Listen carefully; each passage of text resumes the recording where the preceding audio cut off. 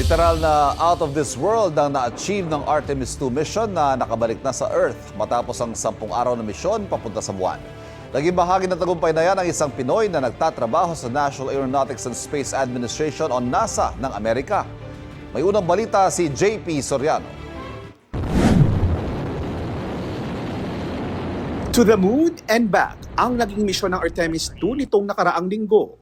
Ito ang unang space mission na nagdala ng crew malapit sa buwan sa loob ng mahigit 5 dekada. Maituturing na milestone nang maabot ng Orion spacecraft ang pinakamalayong distansyang nalakbay ng tao mula sa ating daigdig na umabot ng 252,760 miles.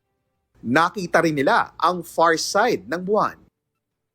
Matapos ang halos 10 araw sa kalawakan, ligtas na nakapag-splash down ang capsule ng Artemis II.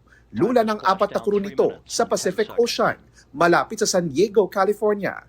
And speaking of milestone, I am Louie Rabara, born and raised in the Philippines. My biggest project, ito yon, yung Artemis II, historic.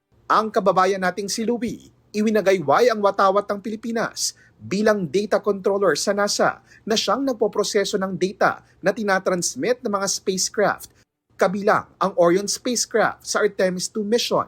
Yung first day of launch, doon kami sa Space Center, which is the mission control. Ang naging part namin dito as data controllers is the space network. Meron kaming array of antennas. After na lumagpas na siya ng Earth orbit, kami na po yung nakakapag-track sa kanila sa mga data na makukuha nila dun sa space. Dating IT staff si Louie sa UCLA o University of California, Los Angeles. At hindi raw naging madali ang kanyang journey, lalo't wala siyang background sa astronomy. Sobrang hirap po mag-apply ng trabaho. Hindi ako straight papunta sa astronomy po. Kasi nag-graduate ako ng computer engineering and wala naman ako idea before na kaya na makakapasok ako dito sa ganitong job. Ang dating batang fascinated lang sa mga astronaut, ngayon, nakakatrabaho na niya. Minsan iniisip ko parang hindi siya totoo. Ito yung nagsisimula ako ng feeling ko hindi ko kaya. Sobrang surreal pa rin po hanggang ngayon.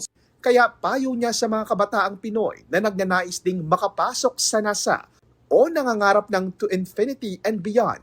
Walang imposible. Huwag lang kayo matakot, mangarap. Kahit feeling nyo is impossible siya, there's always a chance. Tuloy-tuloy lang sa pag-aaral. And of course, I always pray to God.